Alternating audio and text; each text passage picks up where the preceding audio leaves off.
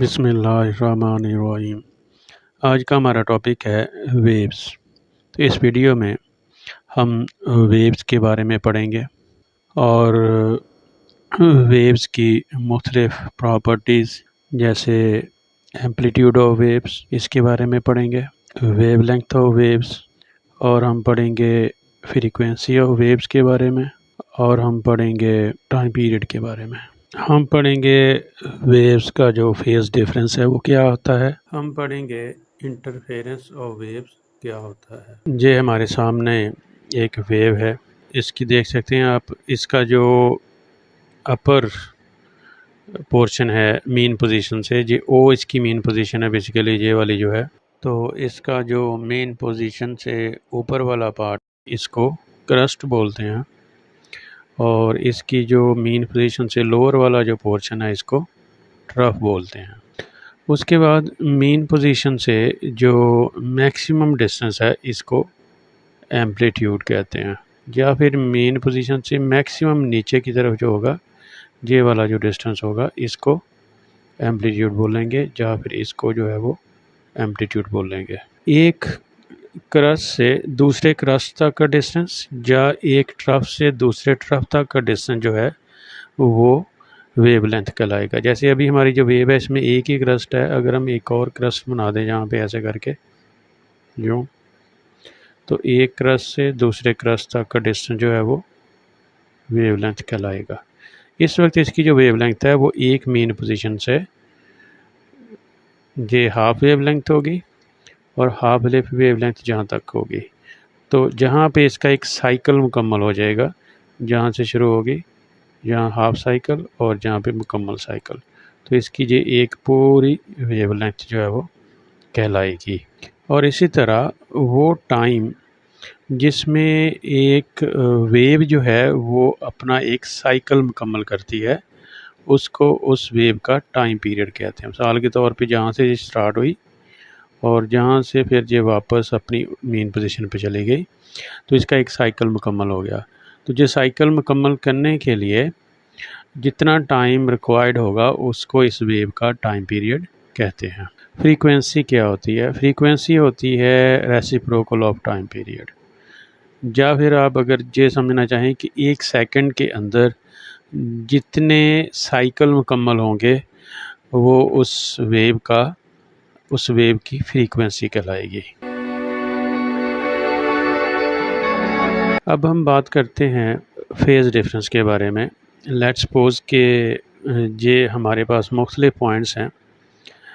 जब पॉइंट सी जो है वो ऊपर जा रहा होता है, तो उसी वक्त ये वाला जो पोर्शन है वेव का वो नीचे की तरफ जा रहा होता है। जब ये वाला जहाँ से इसका स्टार्टिंग पॉइंट है ये ऊपर जा रहा था, तो ये डी जो है ये नीचे जा रहा होगा। और इसी तरह जब ये ए ऊपर जा रहा होगा तो ये बी जो है ये भी ऊपर जा रहा होगा।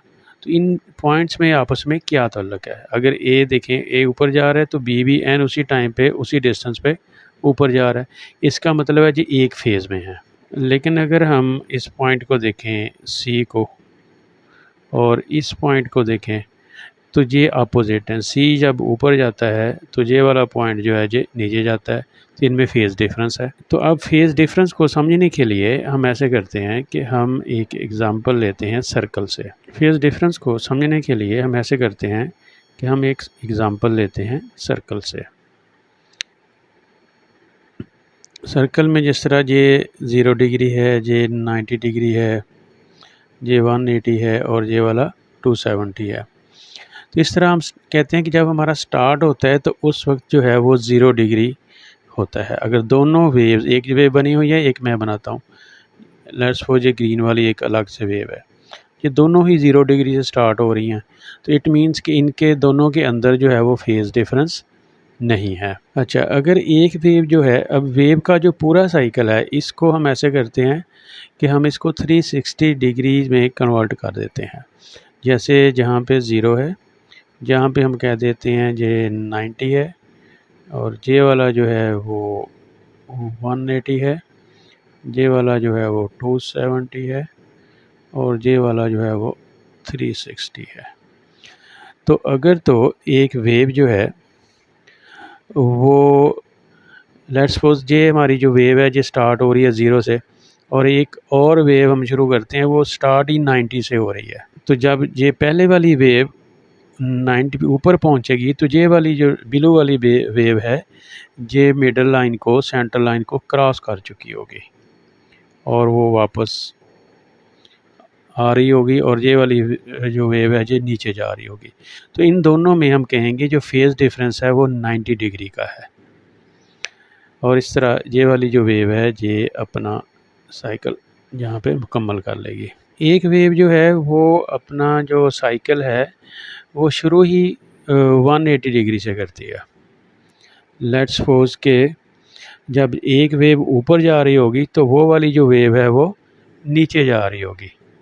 जैसे हम जहाँ पे शो करते हैं कि ये हमारी जो वेव है ये जा रही है ऊपर, और हम एक और वेव बनाते हैं तो वो स्टार्ट ही नीचे जा रही होगी, बिल्कुल अपोजिट डायरेक्शन में, 180 डिग्री का फेज़ डिफरेंस। तो अगर हम इसी वेव का हिस्सा को देखें तो ये वाला जो पॉइंट है ये और इस पॉइंट सी, इन दोनों में जो फेज़ डिफरेंस है वो 180 डिग्री का फेज़ डिफरेंस है। जबकि देखें आप बी और ए, पॉइंट ए ऊपर जा रहा है एंड उसी टाइम पे पॉइंट बी भी ऊपर जा रहा है। इनमें या तो फेज़ डिफरेंस जो है वो 0 डिग्री है या फिर 2 पाई है या 360 है, एक ही बात है। और हम उनको कहते हैं जी इन फेज़ हैं। जैसे कि पॉइंट ए और पॉइंट बी दोनों एक ही फेज़ में हैं, हम इनको इन फेज़ बोलेंगे।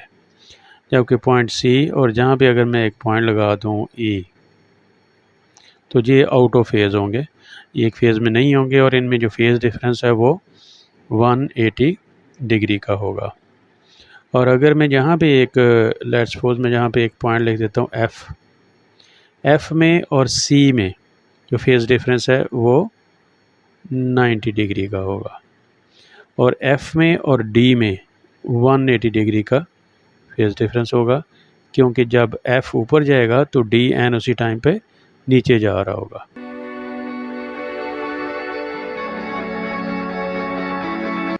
अब हम बात करेंगे कंस्ट्रक्टिव और डिस्ट्रक्टिव इंटरफेरेंस की। ये हमारे सामने एक वेव है जिसका एम्पलीट्यूड है ए, और ये दूसरी वेव है जिसका भी एम्पलीट्यूड ए है। अब चेक करें ये दोनों वेव्स एक ही फेज़ में हैं और इनका जो एम्पलीट्यूड है, फ्रीक्वेंसी है और वेवलेंथ है वो भी सेम है। तो अगर ये इन फेज़ हैं तो जब ये आपस में ओवरलैप करेंगी तो ये देखिए इनका एम्पलीट्यूड जो है वो डबल हो जाएगा। ये एम्पलीट्यूड जो है वो डबल हो गया, और इस तरह इनका ऊपर को क्रस्ट भी डबल हो गया और ट्रफ भी डबल हो गया। तो इस तरह का जो इंटरफेरेंस है, जो ओवरलैपिंग है वेव्स की, जिसमें जो रिजल्टेंट वेव है उसका एम्पलीट्यूड डबल हो जाए, ट्रिपल हो जाए, जितना भी, यानी कि वो प्लस करके जितना भी वो हो जाए दोनों वेव्स के एम्पलीट्यूड को ऐड करके, तो उसको हम कहते हैं ये कंस्ट्रक्टिव इंटरफेरेंस है। जबकि दूसरी तरफ हम ये देख रहे हैं दो वेव्स हैं हमारे पास, ये और ये, दोनों की फ्रीक्वेंसी आलमोस्ट सेम है, वेवलेंथ सेम है, लेकिन एक चीज़ सेम नहीं है, वो है फेज़ डिफरेंस। ये देखें फेज़, ये वाली वेव जब जहाँ से ऊपर जा रही है तो सेम उसी टाइम पे ये वाली वेव जो है वो नीचे जा रही है। तो इनका जो एम्पलीट्यूड है वो अपोजिट डायरेक्शन में है। ये देखें पहले वाली जो थी इनका एम्पलीट्यूड दोनों का ऊपर को था, और इनका जो एम्पलीट्यूड है वो अपोजिट डायरेक्शन में है। तो जब ये ऐड होगा तो इनका रिजल्टेंट जो है वो 0 होगा और आपको कोई भी वेव जो है वो नज़र नहीं आएगी, क्योंकि इनके जो एम्पलीट्यूड हैं वो एक दूसरे को कैंसिल कर देंगे। तो इसको हम कहते हैं ये डिस्ट्रक्टिव इंटरफेरेंस है।